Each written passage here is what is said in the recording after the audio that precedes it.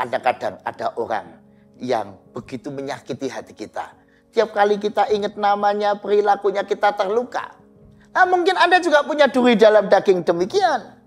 Yaitu orang bagaikan utusan iblis dia. Menyakiti kita, menyusahkan kita, membuat kita menderita, membuat kita tidak nyaman hidup. Buat kita mau melayani juga rasanya susah hati.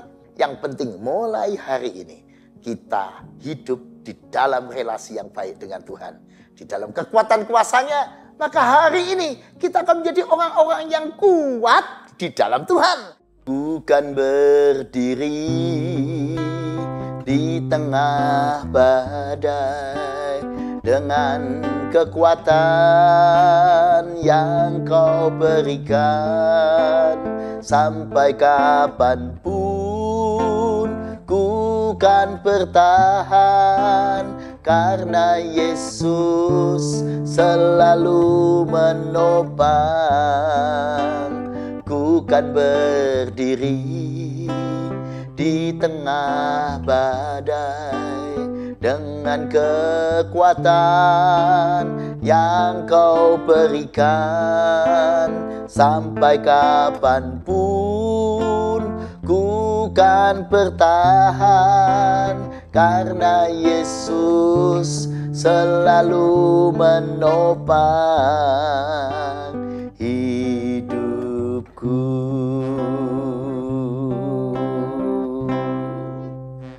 Karena Yesus selalu menopang hidup kita.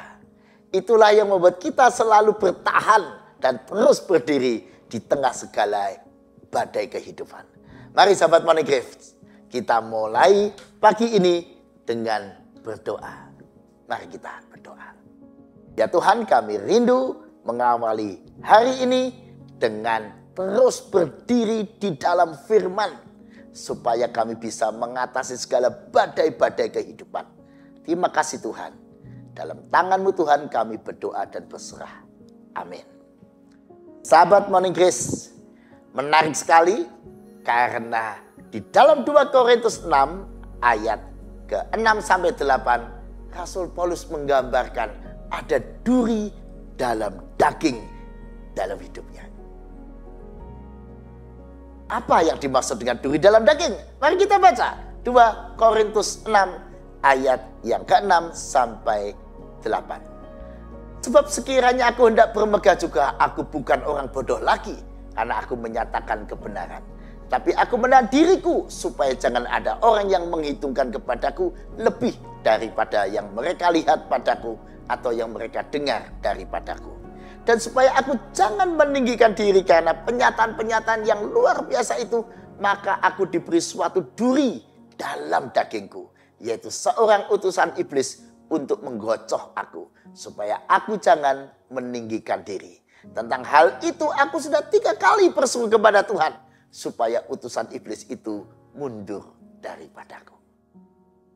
Sahabat Morning Grace, ternyata bukan hanya doa-doa kita yang kadang belum dijawab Tuhan, atau bahkan kadang Tuhan tidak mengabulkan suatu permohonan kita. Itu kan hak Tuhan ya, untuk mengabulkan atau tidak, atau kapan Tuhan akan mengabulkan doa kita. Bahkan Rasul Paulus pun mengalami itu.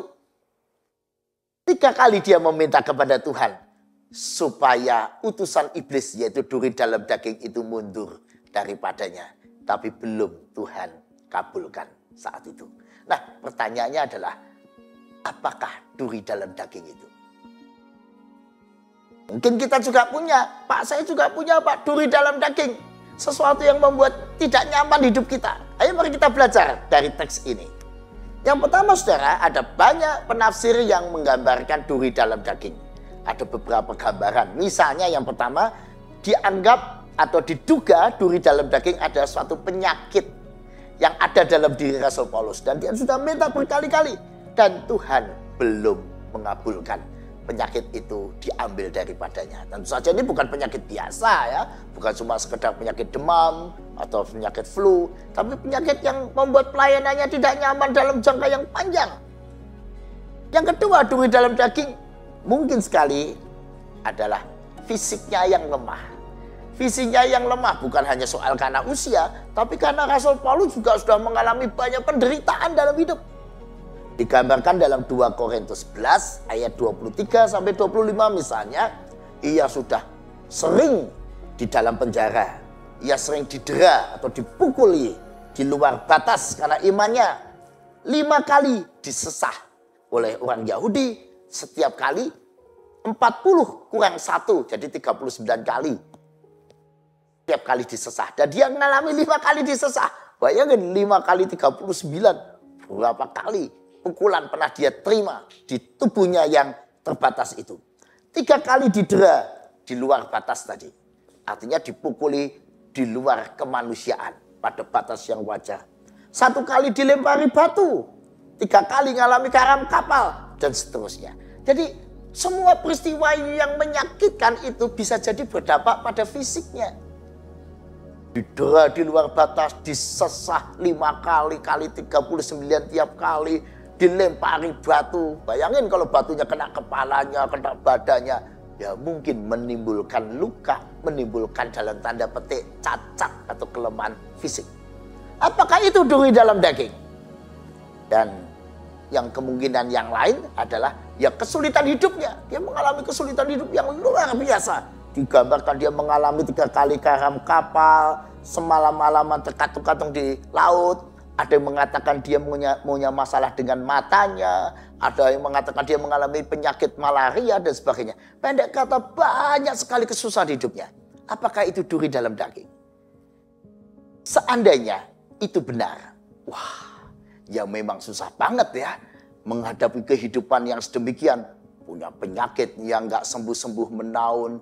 Punya fisik yang lemah. Punya banyak masalah dan kesulitan dalam hidup. Mungkin Anda juga punya duri dalam daging yang demikian. Namun juga ada penafsir yang mengatakan, oh bukan, itu bukan semuanya itu duri dalam daging, itu seseorang atau menunjuk pada orang. Dari mana? Ya dari teks ayat 7 tadi.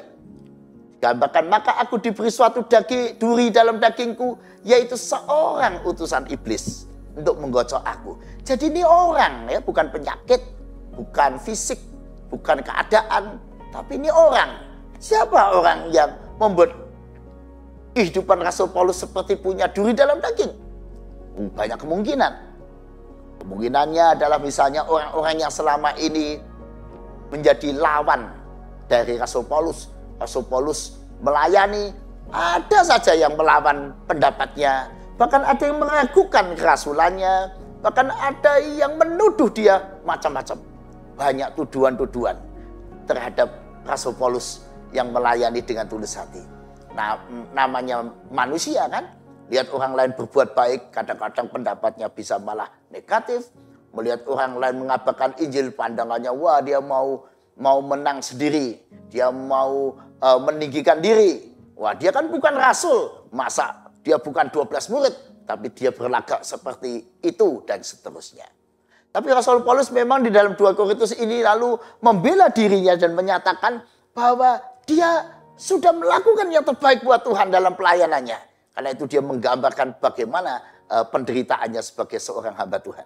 Nah, kalau benar ada orang yang menjadi duri dalam daging hidup Paulus.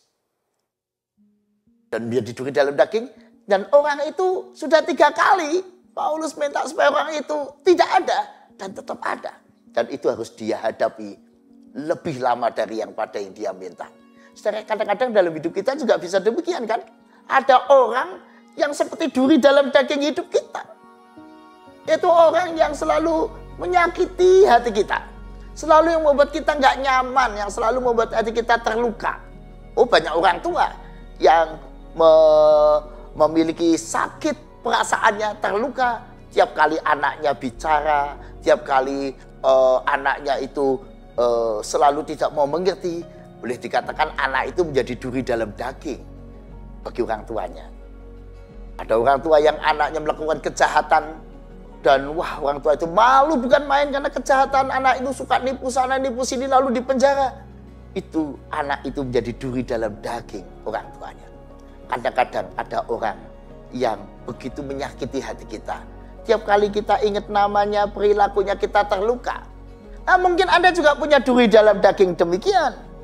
Yaitu orang bagaikan utusan iblis dia.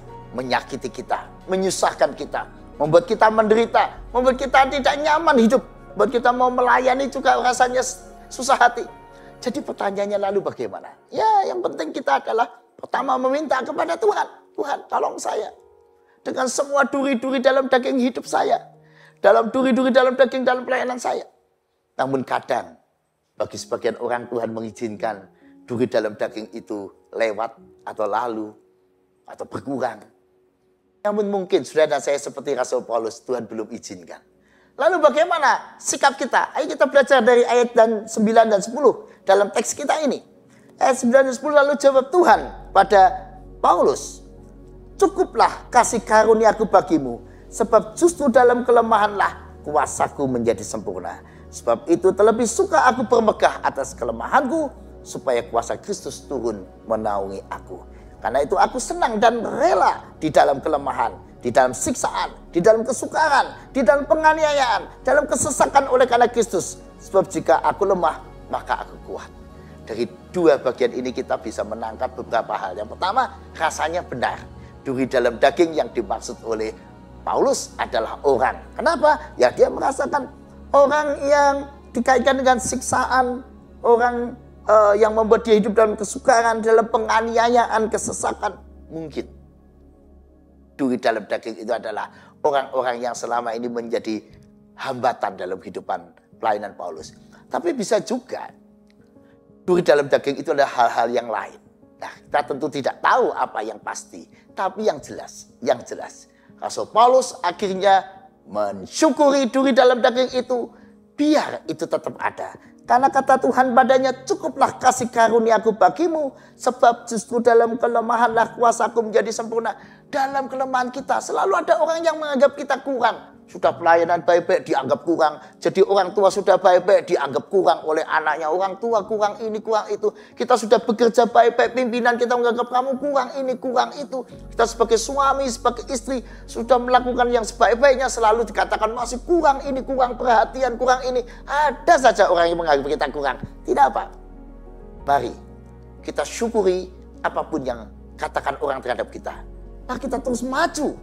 Sebab di dalam kekurangan kita itu, di dalam kelemahan kita, namanya manusia, siapapun karyawan punya kelemahan, siapapun suami dan istri punya kelemahan, siapapun orang tua punya kelemahan, tiap kita pribadi yang banyak kelemahan. Tidak apa, sebab kata Tuhan, cukuplah kasih karuniaku bagimu. Artinya, dalam kelemahan kita, Tuhan akan menjadikan yang lemah kita ini cukup untuk menjadi sesuatu kebaikan.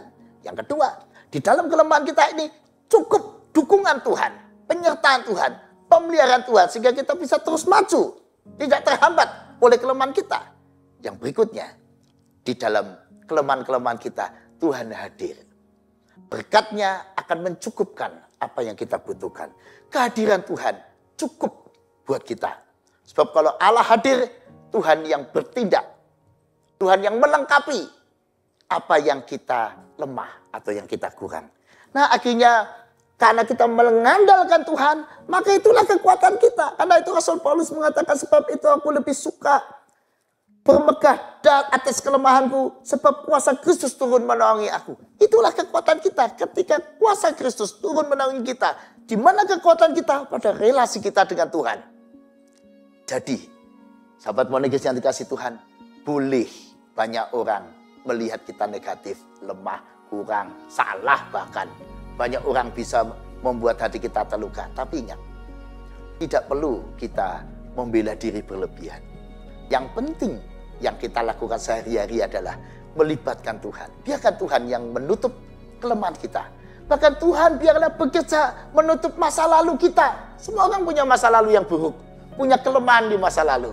Biar Tuhan yang menyelesaikannya bagi kita. Karena kita sendiri nggak bisa kan? Kita tidak bisa menghapus masa lalu kita. Apalagi kesalahan yang pernah kita buat di masa lalu. Biarkan itu urusan Tuhan. Karena itu juga menjadi kelemahan kita, bukan? Masa lalu yang buruk bisa jadi semacam duri dalam daging dalam hidup kita. Biar Allah menyelesaikannya. Yang penting mulai hari ini, kita hidup di dalam relasi yang baik dengan Tuhan. Di dalam kekuatan kuasanya, maka hari ini kita akan menjadi orang-orang yang kuat di dalam Tuhan. Bukan kuat karena kelebihan kita. Bukan karena kita memiliki ini itu. tapi kuat di dalam Tuhan. Nah, orang yang demikianlah orang yang berani menghadapi kehidupan dengan sukacita, berani terus maju, berani bahagia di dalam Tuhan sekalipun banyak kelemahan. Sehingga kita bisa berkata, Tuhan terima kasih, aku diciptakan dengan seperti ini, dengan segala kelebihan dan kekuranganku. Terima kasih aku menikah dengan seseorang yang punya kelebihan dan kekurangan. Terima kasih aku punya pekerjaan yang punya kelebihan dan kekurangan. Terima kasih atas hidup ini. Sebab kelebihan maupun kekurangannya tidak masalah bagiku selama ada Tuhan dalam hidup kita. Jadi hari ini jangan lagi kita menggerutu atas apa yang sedang menghambat hidup kita, tapi terus maju di dalam Tuhan, kekuatan hidup kita. Amin.